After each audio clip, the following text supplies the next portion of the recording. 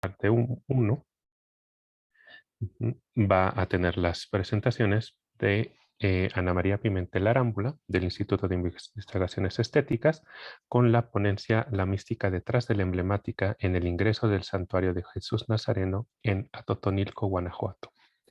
Luego tendremos la presentación de Nathaniel Saula Rubio, de la Universidad Jaume I de España, en la ponencia Más allá de la lengua, una aproximación al análisis iconográfico de Malinche en los ciclos de la conquista. Y finalmente, Igor Cerda Farías, de la Universidad Michoacana de San Nicolás de Hidalgo, nos presentará su ponencia Arquitectura para una nueva fe, forma, función y simbolismo en 4 proyectos michoacanos. Entonces vamos a ir por orden. Primero será Ana María Pimentel la que presentará su ponencia y después de eso, bueno, iremos en orden para que haya una sesión de preguntas y bueno, entonces le doy la voz a Ana María Pimentel. Muchas gracias por su asistencia.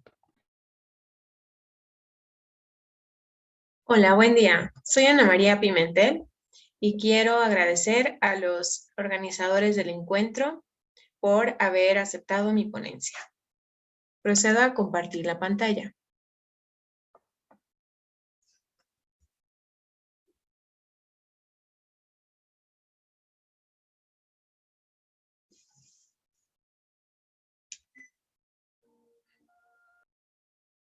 Todo horror o todo gloria. La mística detrás de la emblemática en el ingreso al santuario de Jesús Nazareno en Atotonilco, Guanajuato.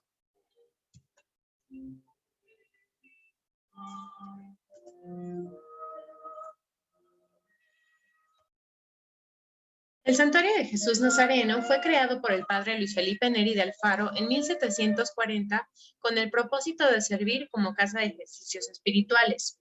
Después de muchos milagros y donaciones, fue terminado.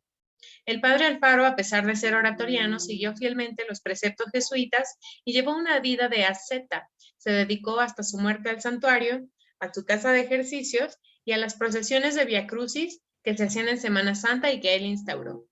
Compuso los poemas desplegados por todo el santuario y trabajó de cerca con Antonio Martínez de Poca Sangre, el talentoso pintor que desarrolló las obras murales del templo y las pinturas que decoran el portón de acceso, su capialzado y derrames y ambas caras del cancel, que son nuestro objeto para este trabajo. El capialzado y los derrames que flanquean el portón muestran una escena de Ars Moriendi y una de Cristo en Anastasis, separadas por un poema. En un extremo del capialzado, un ángel que escribe la lista de los bienaventurados. Del otro, un demonio escribe el de los réprobos y estos deben caer por la enorme boca del Leviatán que está pintado debajo. El portón de acceso despliega una serie de imágenes sobre pecados y vicios en forma de emblema, ya que presentan una pintura, un título y una rima. También se aprecian tableros pintados con torturas y expresiones de dolor, haciendo alusión al purgatorio y al infierno, lugares místicos en donde se llevan a cabo todos los castigos durante la eternidad. En los derrames se muestran escenas del libro El infierno abierto al cristiano para que no caiga en él, de Pablo Señeri, y se han copiado al pie de la letra los grabados que presenta este texto. El cancel en su cara poniente, es decir, la que enfrenta el portón, muestra en su parte superior vidas de santos anacoretas y padres del desierto, entremezclados con personificaciones y empresas de virtudes. En la parte inferior se aprecian escenas de la vida de Cristo conforme al calendario litúrgico. En la cara oriente del cancel, es decir, la que está dentro del santuario enfrentando el pasillo hacia el altar principal, se muestran en su parte superior santos en éxtasis místico contemplando el Sagrado Corazón de Jesús y en la parte inferior se pueden apreciar escenas de la Escuela del Corazón de Benedicto van Heften. Jean Gerson, un teólogo francés del medievo cuya doctrina buscaba transmitir a la gente del pueblo una teología mística activa y espiritual en la que se pudiera ofrecer el trabajo diario como sufrimiento para Dios. Gerson promovía el autodiscernimiento para conocer el propio corazón y así prepararlo para la llegada de Jesús en unión mística. Gersón fue ampliamente consultado entre los filósofos novohispanos y gracias a él se fortaleció el culto al Sagrado Corazón de Jesús. El examen de conciencia y la preparación del corazón que propuso Gersón fue retomado por los místicos del 16 como San Ignacio o Santa Teresa de Jesús. Ignacio de Loyola fue un místico muy impulsado por la Contrarreforma para actuar como soldado de Cristo y pelear contra los herejes luteranos y similares. Gracias a este deber y a su formación dentro del movimiento místico de su siglo, tomó parte de la Revolución Gersoniana a la que se adhirieron otros como Santa Teresa o San Juan de la Cruz y que promovía la Discretio Spiritum, que sigue una clara línea desde la devoción moderna erasmiana. Esta ejercitación del autodiscernimiento fue una de las bases de los ejercicios espirituales que se publicaron en 1548. Los ejercicios desarrollan una teología afectiva que en su forma venera las vidas de los padres del desierto y por medio de la meditación apela a las 3 vías de acceso a Dios, expuestas en la teología mística desde Pseudo Dionisio y reexpuestas por Gersón. El fin último de este tipo de mística es la perfección de la vida cristiana, lo cual implica que se sintetice la vida mística con la vida activa y de este modo se pueda preparar el corazón para la unión con Cristo. Con esto en mente, Loyola desarrolló una serie de ejercicios que deben llevarse a cabo a lo largo de 4 semanas, durante las cuales se meditará sobre el infierno y los pecados, la creación como un acto de amor, la historia de la salvación o las escenas de la pasión. Todo con la ayuda de un director y utilizando la técnica de la composizione chi, la cual trataba de imaginarse a uno mismo dentro de la escena que se está observando para comprender a fondo la situación y meditar más efectivamente, con el fin de llegar a la perfección de la vida cristiana, o sea, el matrimonio místico con Dios. Loyola echó mano de la emblemática para apoyar estas meditaciones, que notaron que ya que notó que el texto no era suficiente para conmover el alma, lo cual es un precepto contrarreformista muy importante, ya que Trento reconoció el poder de las imágenes para persuadir. De este modo, siguiendo las pautas de Loyola y la Contrarreforma, el padre Alfaro desarrolló en el ingreso al santuario un programa iconográfico pedagógico que apoyaba la existencia del purgatorio y el infierno, así como de los vicios y pecados que conducen a las torturas eternas que se llevan a cabo allí. Por otro lado, en el cancel que lo enfrenta, plasmó las virtudes a las que hay que aspirar y las vidas de los santos que hay que imitar para conseguir la santidad.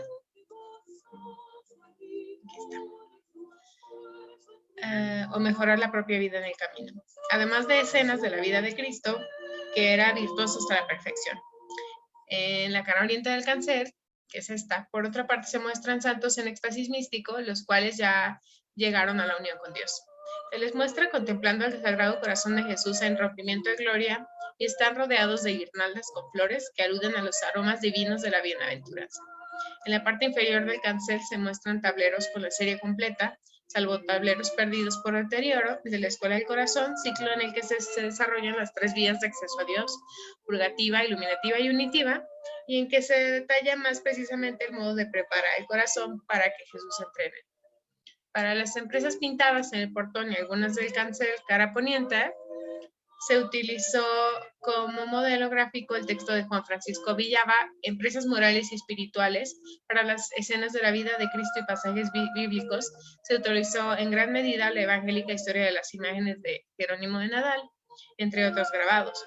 Para las escenas de torturas pintadas en los flancos del portón, se utilizaron los grabados del texto El infierno abierto al cristiano de Pablo Segneri, prácticamente idénticos.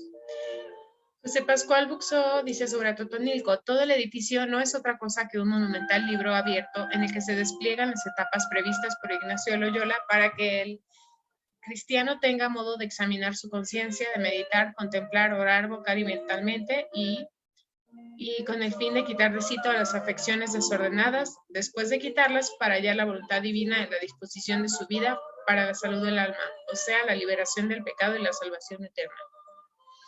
En resumen, el padre Alfaro, por un lado, buscó aplicar los preceptos del Concilio de Trento cuanto a la retórica de la imagen, y por otro, aplicó el peso de la emblemática para conmover y fijar en el alma de los visitantes, utilizando los ejemplos tanto terroríficos como virtuosos representados en el ingreso.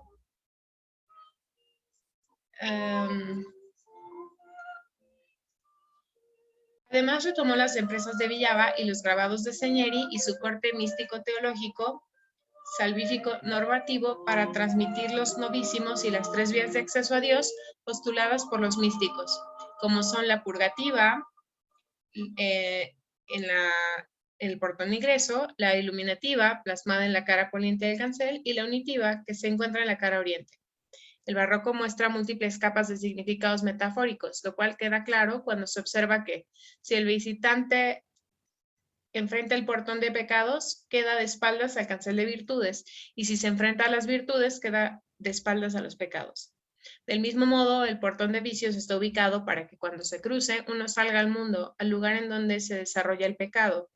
En cambio, si se cruza el cancel, se centra al terreno sagrado de la Jerusalén celeste, locus de salvación al que miles de personas han asistido sin interrupción desde el siglo XVIII y hasta nuestros días. Muchas gracias. Muchas gracias, Ana.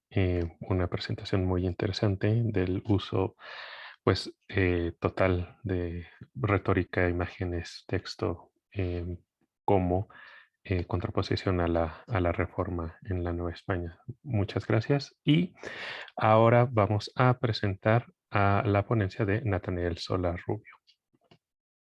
Nathaniel, perdón.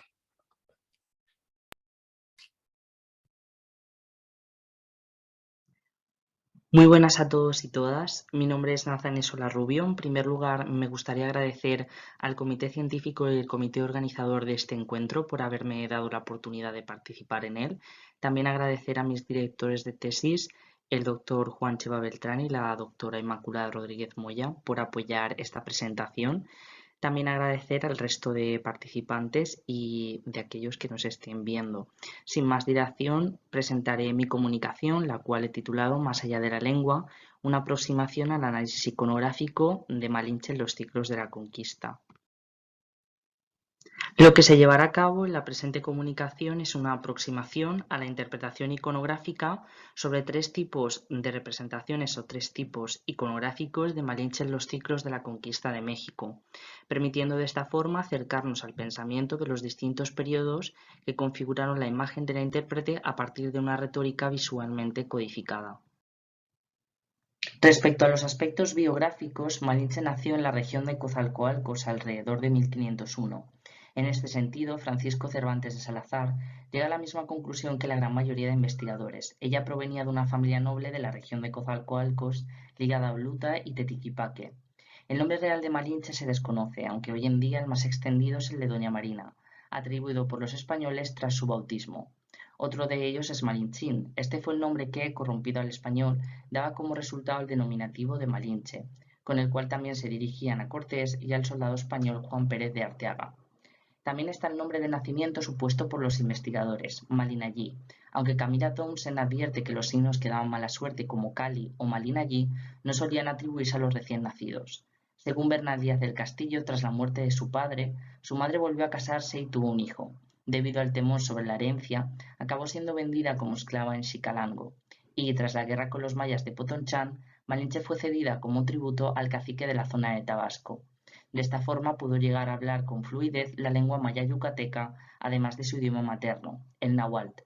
En 1519, tras la llegada de los españoles, fue regalada junto a otras 19 mujeres a Hernán Cortés, después de la batalla de Centlán. A su vez, fue entregada a Alonso Hernández Puertocarrero, aunque éste tuvo que regresar a España, por lo que Cortés empezó a valorar la función que podía desarrollar Malinche como intérprete entre el náhuatl y el maya, junto a Jerónimo de Aguilar. De esta forma se empezó a establecer un código lingüístico y estratégico entre los tres. Ya en la expedición de Cortés a Honduras de 1524 solo se le referencia a ella como intérprete. Por otro lado, tras la caída de Tenochtitlan en 1521, dio a luz a su hijo Martín Cortés, hijo de Hernán Cortés, y posteriormente se casó con Juan Jaramillo, de quien tuvo a su hija María. Finalmente, aunque es desconocida la fecha de su muerte, se estima que debió ser alrededor de 1528 o 1529. Sin embargo, el historiador Hugh Thomas afirma que la fecha probable de su fallecimiento fue en 1551. A través de las siguientes imágenes se configurará la formación icónica de Malinche a partir de un modelo conceptual que propondrá la continuidad y variación de sus tipos. Teniendo en cuenta el factor político de las representaciones, será la manera de comprender la imagen convencional de Malinche, respondiendo asimismo a las diferencias estéticas del contexto. Generalmente será ilustrada portando un huipil ricamente ataviado, se la calzará a la manera europea llevando una especie de borceguíes. El cabello lo podrá tener suelto o recogido, coronado por unas trenzas que forman dos molotes, las cuales reproducen el glifo característico de mujer. Algunas veces se hallará de manera activa en la escena, marcando su presencia en gran tamaño, con la boca abierta y posicionándose entre Cortés y otro dirigente. En otras simplemente quedará relevada a un segundo plano. Casi siempre su mano estará ligeramente alzada, señalando con el dedo índice a algún personaje relevante de la escena. Sus representaciones se centran en la función simbólica que desempeñó según el pensamiento ideológico de los contextos. Así aparecen diversas escenas de la conquista. En los cortejos, Malinche aparecerá generalmente encabezando y acompañando al séquito de Cortés mediante actos solemnes. Estas escenas se configurarán en la tradición a través de distintos soportes y formas de ilustrar los acontecimientos. Así se refleja en el Códice Atatitlán, el lienzo de Tlaxcala, manuscrito de Glasgow e incluso en las ilustraciones decimonónicas más románticas de Ildefonso Vergaz y José Chimeno para el libro de Antonio Solís sobre la conquista de México. La iconografía que hará de ella el papel de intérprete quedará codificada en la tradición visual y cultural de las distintas imágenes, siendo la más prototípica, aunque cada una de ellas bajo un pretexto determinado. Algunos de estos ejemplos se muestran de manera cronológica. En el lienzo de Tlaxcala o manuscrito de Glasgow, generalmente aparecerá como cuerpo interpuesto entre Cortés y otro dirigente, aunque en otras escenas se muestre detrás de Cortés, haciendo referencia a la importancia política que adquiere el cuerpo de éste durante los acontecimientos, como bien se muestra en el encuentro con Moctezuma o el de Cuauhtémoc. Por otro lado, en el Códice Florentino, la escena queda marcada por la presencia de Malinche, quien se halla en medio del encuentro entre los grupos dirigentes, aunque está sutilmente desplazada hacia dentro de la calzada para así delimitar su intervención. Ahora la vírgula de la palabra toma la posición de la retórica verbal y no las cualidades expresivas que caracterizaban su imagen anterior. Otra de sus representaciones con la vírgula aparecerá en el Códice de Tepletán o Lienzo de Veracruz. Asimismo, también se situará como cuerpo intermediario en diversas escenas de biombos no hispanos, como el enconchado seleccionado de Miguel González. Existirán variaciones que representarán a Malinche siguiendo la estética renacentista, como el Códice Durán o un posible grabado de Joan Andreas para una de las ediciones de la Historia de la Conquista de México de Antonio Solís de 1741. Aproximándonos al contexto decimonónico de las independencias, Malinche aparecerá representada siguiendo el canon romántico y clásico de la pintura de historia realizada por algunos artistas españoles. Esta significación responderá a los intereses nacionales que verán en Malinche una fiel y compasiva, además de cristiana y amante de Cortés, más que una compañera estratégica, representando generalmente escenas de encarcelamientos. Adelantándonos en el tiempo, el muralismo mexicano planteará en sus plasmaciones sobre Malinche los dilemas dicotómicos que presentaba como traidora o como madre de la patria, teniendo presente el escrito de Octavio Paz, El laberinto de la soledad. La presencia de Malinche en escenas de batalla estarán mayormente representadas en el conocido lienzo de Tlaxcala y el manuscrito de Glasgow, ambos formatos intrínsecamente conectados con la cultura tlaxcalteca. A pesar de la falta de continuidad representativa, es importante señalar la significación sobre Malinche a partir de estos acontecimientos, ya que constituye un tipo iconográfico aparente, no contrario, al de su figuración como intérprete. Se le asociarán nuevos atributos, portando en algunas escenas de carácter bélico un escudo, una espada o ambos objetos. La naturaleza de intérprete prevalecerá, ya que será figurada en diversas manifestaciones levantando ligeramente el brazo y señalando con el dedo índice a los sucesos que se están desarrollando o algún personaje. Otro factor será su desvinculación de Cortés. Aunque existen más escenas, aquí referenciaré 4. Durante la matanza de Cholula se la ve como figura central que comunica los hechos que van a llevarse a cabo. En el asedio a la casa de Moctezuma parece volver a adquirir su tipo como intérprete. En el ataque a Tenochtitlan se la representa 2 veces, en la parte superior e inferior, portando una rodela de simbología tlaxcalteca en la inferior. En Tepozotlán, contra los otomíes, adquiere un valor independiente sosteniendo una pequeña rodela y una espada. Federico Navarrete y Claudia Rogers establecen un sincretismo simbólico entre la presencia de Malinche en determinadas láminas del lienzo con las apariciones y acompañamientos de la Virgen en algunas batallas europeas. siendo la Virgen de la Asunción la patrona de los tlaxcaltecas, que acompañaba y aguardaba junto a los guerreros indígenas y españoles con la finalidad de protegerlos durante las batallas. Este punto de vista es interesante, ya que, siguiendo el relato de algunos cronistas, Malinche profesaba una gran dedicación hacia la fe cristiana. En este sentido, Diego Muñoz Camargo señaló a Malinche como instrumento de la providencia y Bernal Díaz destacó los esfuerzos con y por los conquistadores. La conclusión daría a entender que Malinche sirvió como arquetipo identitario principalmente de la nación tlaxcalteca a inicios de su configuración territorial dentro del virreinato novohispano. Su presencia en los códices coloniales constituye el primer paso para la formación de su imaginario conceptual, que será trasladado a las siguientes generaciones y discursos artísticos que traten el ciclo narrativo de la conquista, aunque su preponderancia en los ciclos irá decreciendo, desligándose de su representación como intérprete y aproximándose cada vez más al rol de amante y esclava de Cortés. Ese modelo representativo y romántico que hará de ella un ejemplo de la buena indígena, elogiado desde la perspectiva hispanista, será rechazado por parte del creciente criollismo en México, acusada como traidora dentro de la complejidad política, social y cultural que empezará a desarrollar México en los albores de su independencia. Malinche volverá a significarse en el entramado artístico desde postulados intrincados dentro del imaginario nacionalista y retrospectivo del ser mexicano. Tras estas imágenes subyacerán y nacerán otros mitos y arquetipos alrededor de ella que se contrapondrán a otras figuras femeninas características de México, como la Llorona o la Virgen de Guadalupe, comparando el papel de la mala y la buena madre que desde el feminismo a través de artistas y escritoras intentan deconstruir. Por último, señalar que existen más representaciones y tipos iconográficos sobre Malinche y, aunque estas imágenes no den una visión realista de su función en vida, ayudan a generar discursos más diversos en torno a su persona, bajo interpretaciones que puedan aproximarnos al pensamiento de las mismas y no reduzcan a Malinche a la única mención que Cortés hizo de ella, como la lengua, entendiendo que lo visual también forma parte de la realidad que envuelve como figura histórica a la Malinche. Sin nada más que añadir, muchas gracias por su atención. Muchas gracias, Nathaniel, y muy interesante lo que señalas como cada época mediante la idea de la Malinche pues también da su propia idea de realidad y de preceptos en toda su expresión. Muchas gracias, Nathaniel, muy interesante. Y por último, vamos a darle la palabra a Igor.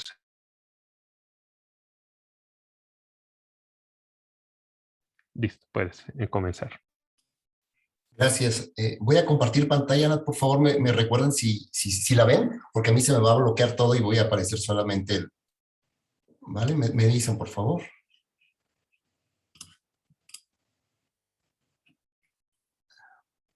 Sí se ve.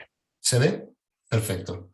Bueno, muchísimas gracias. Gracias a los organizadores, a los que han participado y felicito también a los ponentes pasados. Voy a presentar algo muy rápido por el tiempo. Y que se llama, hemos denominado Arquitectura para una Nueva Fe, a partir de 4 proyectos michoacanos entre 1525 y 1565. Lo primero que quiero decirles es, cuando hablamos de arquitectura para una nueva fe, normalmente hacemos esta referencia a estos grandes conjuntos conventuales que nos explicó muy bien Kubler o Juan Benito Artigas, y nos refieren a estos espacios gigantescos construidos, y cuando uno ve las fechas de construcción, resulta que todos son posteriores a 1550, 1560, entonces uno se pregunta, ¿esta es la arquitectura de la evangelización? Y entonces hemos llegado nosotros a una propuesta diferente porque pues, cuando ocurre esto, la población mesoamericana va a la baja y la actividad constructiva va a la alza.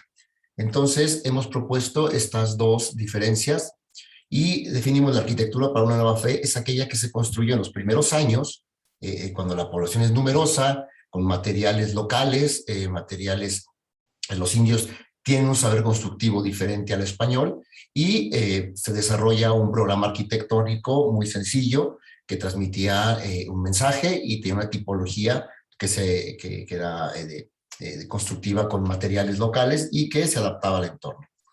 Y separamos esta de arquitectura de una arquitectura que llamamos para la doctrina, es decir, la arquitectura, la que conocemos, estos grandes edificios, estos grandes conventos, como aquella que se desarrolló una vez que pasaron los años de gran evangelización y que fueron reemplazados por otros de cal y canto decían, con proporciones y que su fábrica podía extenderse por décadas incluso.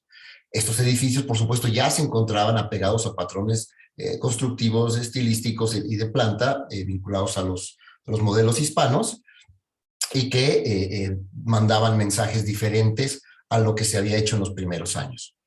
Entonces, estos edificios, para hablar ya de forma y función y simbolismo, debemos entenderlo que el exterior, la forma, sí es importante en el sentido de que al ser una arquitectura muy sencilla, pues sí, era una arquitectura de una sola nave y que estaba definida por los materiales y por las estructuras y cómo se combinaban. La función, que debemos entenderlo como algo más allá de la liturgia, evidentemente pues son para conventos o para iglesias, abarca también el simbolismo del edificio en sí, el programa, los volúmenes y el emplazamiento. Y por último, entender que el simbolismo de estos edificios no es solamente la presencia del cristianismo, sino también hay que entenderlo como una arquitectura que simbolizaba el triunfo del nuevo Dios, de un Dios que se imponía sobre los dioses mesoamericanos, en esta idea de que normalmente las guerras que hacían los grupos mesoamericanos no las hacían los hombres, eran instrumentos de los dioses. Entonces esto representaba el fin de una era y la imposición de un dios que había vencido a los antiguos dioses. Entonces, a partir de aquí les quiero presentar rápidamente 4 proyectos michoacanos que están trabajados en otros lados, están ahí algunas cosas publicadas ya, y les quiero primero mostrar la Capilla de Santa Ana de 1525, que fue posteriormente la primera catedral de Michoacán. Hay que decir que la ciudad de Tzintzuntzan, con título de ciudad de Michoacán, que le otorga el emperador en 1534, fue el lugar donde los franciscanos se asentaron en 1525. Y se asentaron, evidentemente, a invitación del rey de Michoacán, y los alojó en los palacios. No tenemos absolutamente una idea de los palacios, todo eran construcciones de madera, adobes y paja. Sabemos está en la parte alta de la ladera del cerro del actual Tzintzuntzan, del Yarahuato, y aquí podemos ver 2 láminas de la relación de Michoacán, donde esquemáticamente se representa el Palacio del Rey. Aquí les muestro una foto antigua, que es mucho más clara que las nuevas, donde se ve en la parte de abajo la zona arqueológica de Tzintzuntzan, la que todo el mundo puede visitar ahora, y arriba ustedes pueden ver un montón de plataformas que tiene el sitio, y que es la ciudad prehispánica, y ahí se ve arriba una zona donde logramos ubicar a través de recorrido de superficie, donde creemos, y así confirman varios arqueólogos también, que se encontraban los palacios del rey. Abajo no podía estar porque es la parte religiosa, ¿no? Y a partir de ahí encontramos entonces, hicimos una reconstrucción, un recorrido, y localizamos la cimentación de una capilla de 20 por 30 varas aproximadamente, la cual tenía un cimiento de piedra, seguramente muros de adobe, y logramos identificar, hay un piso de ladrillo cocido, tirado entre rojo y rosa, y encontramos algunas molduras de cantería. Y la cimentación, obviamente, de la capilla, en un espacio muy, muy alterado, porque se ha utilizado desde muchísimos años, está actualmente sin uso, es uso agrícola, y logramos hacer esta pequeña reconstrucción, donde tendríamos un edificio que transmitía este mensaje de sencillez, este mensaje de cero búsqueda de lujos por parte de los frailes franciscanos. Utilizaba los materiales de la región, la tipología constructiva típica de la casa tarasca, cimentación de piedra, muros de adobe, cubiertas de paja, y bueno, es una representación artística donde no colocamos los palacios del Casonci, porque bueno, queríamos resaltar esto, ¿no? Entonces, esto sería de la capilla. Sobre esta capilla, cuando llega Vasco de Quiroga como primer obispo de Michoacán, como la bula de elección del obispado dice que tiene que ser donde se levantó la capilla de Santa Ana, los franciscanos esta capilla la tenían abandonada, y medio la arreglan para que Vasco tome posesión, Vasco de Quiroga tome posesión del obispado, toma posesión, cumplir con la bula, y al día siguiente se muda a Pátzcuaro, como veremos adelante. Otro proyecto muy interesante es el Hospital Pueblo de Santa Fe de Michoacán, que construyó también por motivación de Vasco de Quiroga, a semejanza del que un año antes había establecido en la Ciudad de México, bueno, al oriente de la Ciudad de México. El propósito era parcialmente el mismo. Es un sitio donde pudieran acogerse los indios para recibir doctrina cristiana, pero diferente del de México, que venía de un proceso de la destrucción de la ciudad, de guerra, y en Michoacán no hubo guerra, no hubo conquista, cosa que en México sí hubo conquista. Michoacán no tiene este proceso jurídico, no hay conquista como tal. El de Michoacán acoge indios de manera voluntaria que quieran vivir en comunidad. ¿Bajo qué comunidad? Los ideales del cristianismo primitivo y el orden ideal que Quiroga había ideado a partir de la lectura de la Utopía, muy famoso, los Saturnales de Samosata y sobre todo el reloj de príncipes a través del discurso del villano del Danubio, que hablaban de esta edad de oro de la humanidad y este ideal de cristianismo que querían transmitir. Este modelo de organización siguió el mismo que el de México, a trasladar a la gente, a romper el principio de la familia nuclear mesoamericana para la familia unifamiliar hispana, que se les construyó una casa. Esta casa se organizaban en conjuntos de 10 a 14 casas llamados familias y formaban manzanas entonces que permitían organizar el espacio en torno al hospital, el templo o algunos otros inmuebles como el comedor de uso urbano. Aquí tenemos una reconstrucción que hicimos a partir del expediente donde está el juicio de residencia a Vasco de Quiroga, la arquitectura tarasca y las descripciones de esto. Entonces vemos que es similar al que encontramos en cualquier lado. Esto incluso está publicado está publicado ya para si tienen alguna duda. Esto con mucho gusto les proporciono el artículo. Y pues bueno, habla de cómo era una casa tarasca y ya lo veremos. Este caso es una reconstrucción que hacemos de cómo podía ser una familia, precisamente estas 10 a 14 casas, con una casa en medio, que es precisamente la familia, y un cercado, y cómo sería una traza reconstructiva de los hospitales pueblo, ¿sí? Esto evidentemente está todo en el Justicia 223, de ahí lo pueden sacar, la relación de Michoacán, y el Códice Florentino, que nos da bastantes ideas, pero sobre todo el Justicia 232, que es el juicio de residencia a los oidores de la segunda audiencia. El proyecto de la Catedral de San Salvador, en Pátzcuaro, fundada por Vasco de Quiroga, es también muy famosa. Pero hay que decir que Pátzcuaro, hay que entenderla, es la ciudad sagrada de los tarascos. Fue fundada entre el siglo XIII y el siglo XIV, y era el sitio, de acuerdo a los dioses, era el sitio, dicen, y no hay ningún otro donde estaba la puerta del cielo. Pátzcuaro, entonces, es el lugar sagrado. También tiene el mismo mito de la aguilita y la serpiente. Este mito de los mexicas también se va a reproducir con los tarascos, una leyenda mítica de un estado tardío que rehace su historia para legitimar su propio dominio y su propio poder político. Sin embargo, desde este lugar, el héroe cultural del estado Tarasco es donde salió para conquistar toda la provincia y ahí se encontraban uno de los templos más importantes. Sin embargo, en el siglo XIV la capital del estado Tarasco fue trasladada a Tzintzuntzan y Pátzcuaro quedó en un lugar secundario, aunque conservó cierta importancia religiosa. Por ello, entonces nos decimos, no es extraño que cuando Vasco de Quiroga, que conocía Michoacán desde el 33, cuando fue, y perdón, se me fue una falta de ortografía, cuando llega, él sabe la importancia simbólica de Pátzcuaro, sabe que en Tzintzuntzan es la capital política, no religiosa, y traslada la capital, la sede episcopal, a Pátzcuaro. Perdón, 2 minutos. Sí, ¿dónde la pone? Bueno, pues en lo que era la yacata principal, ahí se ve el espacio, otra vez una gran plataforma, y coloca su catedral que estaría en la parte superior, donde está la basílica hoy.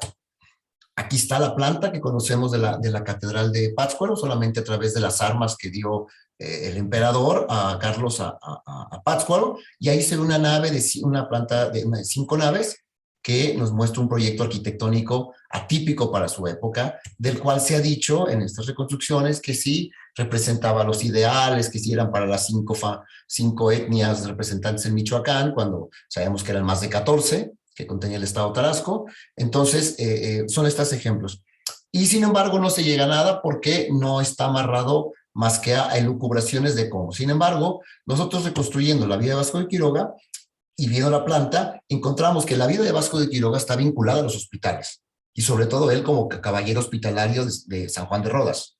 Entonces, está el hospital, tenemos aquí las 2 plantas del Hospital de Granada de Santiago, y aquí hacemos una transposición del proyecto de Vasco de Quiroga, cómo se superpone a los hospitales, y vemos que coincide plenamente con este proyecto. Además, si lo combinamos con lo que está en el archivo de AGI y de Justicia de Vasco de Quiroga, vemos que el Hospital de Santa Fe de México repetía la planta del Hospital de Granada. Exactamente igual. Por último, para terminar, para no se me acabe el tiempo, rápidamente el Hospital del Convento de Tlazazalca, un proyecto fallido de los agustinos. Tlazazalca se encuentra en la parte norte del estado, y era un lugar fundado por los franciscanos. Vasco de Quiroga mandó un sacerdote, los agustinos llegan, no lo dejan los clérigos seculares y forma un pleitazo que llegó hasta España, porque se pelearon a muerte los agustinos con Vasco de Quiroga. Los agustinos, ¿qué hicieron? A partir de este expediente de justicia que está ahí, justicia 161 y 163, podemos reconstruir todo el proceso constructivo de un primer convento agustino con estos materiales de una primera arquitectura. Es primero una primer capilla para misas y bautismo, que fue así nada más sencilla, y un pequeño campanario que mandaron a hacer. Esto fue todo lo que hicieron y se alojaron en una casa. Después ya construyeron una casa, un templo, y aquí hacemos una reconstrucción de cómo debió ser ese convento de Tlazazalca. Y ustedes se fijan, es lo mismo, una sola nave de adobe, con muros, con techos de paja, su atrio, que lo tenía claramente, está en el documento, con capillas posas, y las habitaciones que marcan este expediente. Aquí está de nuevo otra vista que podemos ver, y la vista de las capillas posas del convento de Tlazazalca. Esto también está publicado, el que tenga duda, está también, con mucho gusto les facilito la información para que puedan verlo. Y yo cierro nada más considerando que la arquitectura religiosa tenemos que entenderla, esta primera arquitectura, vinculada a los problemas reales de la evangelización, no de la doctrina de los indios, que son cosas completamente diferentes. Y hay que empezar a entenderla como en un proceso continuo, desde una construcción de adobe hasta llegar a los monumentos de piedra que tenemos. Y por último, hacemos importancia de, en los monasterios novohispanos, son un caso ya único y muy particular en la historia de la arquitectura a nivel mundial. ¿Por qué? Porque tienen soluciones que solamente se dieron en la Nueva España. Y de la Nueva España se pueden ver en Colombia, en la Nueva Granada y en el Perú.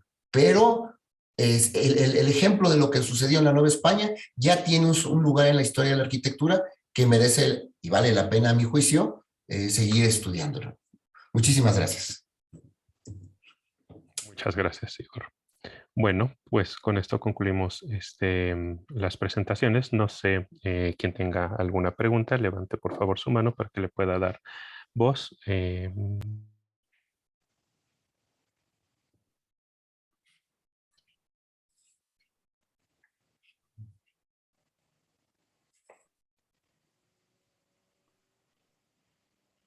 Pues, si me permite, Sí, Pedro. sí, dime. Preguntarle a Nathaniel, me pareció muy interesante tu presentación, muchas felicidades. Lo mismo Ana, muchas felicidades. Vi la representación, nunca había visto tantas imágenes de la Malinche juntas, debo decirte, pero me llamó la atención que en varias, la Malinche tiene su mano así, y está así, y gira la cabeza al otro lado, y tiene la vírgula del diálogo. ¿Esto significará precisamente el proceso de traducción? Apunto para acá, pero hablo para acá, o es casualidad, porque digo, ya las últimas láminas, las últimas representaciones de la Malinche son ya bastante tardías, pero sobre todo la de la crónica de Muñoz Camargo y la del lienzo de Tlaxcala, ¿no? Que son, aunque son tardías, hay que decir los dos, porque Muñoz Camargo, aunque es de Tlaxcalteca, déjame decirte que el profesor es Michoacán, ¿sabes? Él tomó el hábito en Michoacán, en Sinsunzan. No tomó el hábito. Lo había leído. Entonces, por eso me llaman, porque después estuvo en Tlaxcala y anduvo ya representando y tiene esto. Pero no sé si hay algo de esto que noté. Pues muchísimas gracias por la pregunta y enhorabuena tanto a Ana como a ti, Igor, por las ponencias, han sido muy interesantes.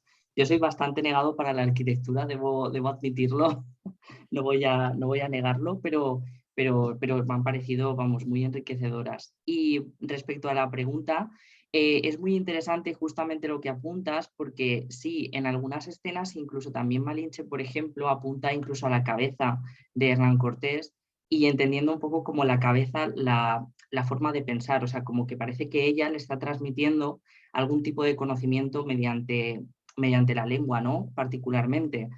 Y es muy interesante que muchas veces mire hacia otro lado y apunte con el dedo hacia otros, porque, como tú bien has dicho, es el propio efecto de la lingüística, ¿no? Parece que como que estén hablando entre los tres o que le esté traduciendo, básicamente.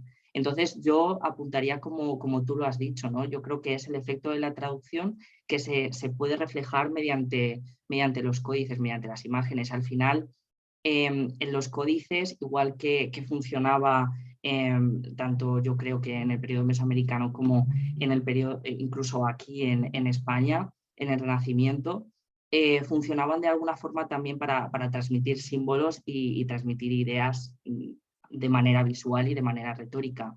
Entonces funciona como un todo iconográfico y tiene esa función, ¿no?, de decirte un poco lo que estaba pasando en ese momento.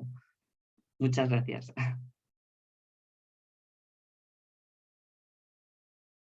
Muchas gracias. Sí, por favor.